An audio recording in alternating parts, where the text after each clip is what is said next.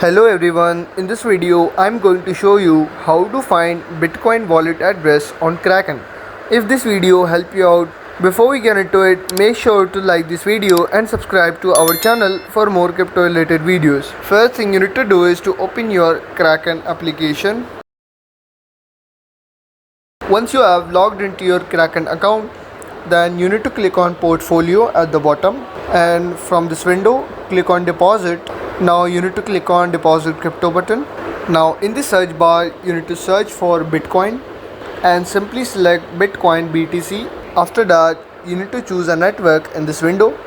So simply select Bitcoin, which is its own network, and always make sure to select same network on the sending side also, or you will lose all your funds permanently. Now click on this network, and after that here you can read instruction regarding deposit. Once you have read successfully, click on I understand, and here you can see your BTC deposit wallet address along with the QR code. Simply tap copy to copy this address, or you can share this QR code directly. And that's it. Now you know how to find Bitcoin wallet address on Kraken. If this video helped you out, make sure to like this video and subscribe to our channel for more crypto related videos.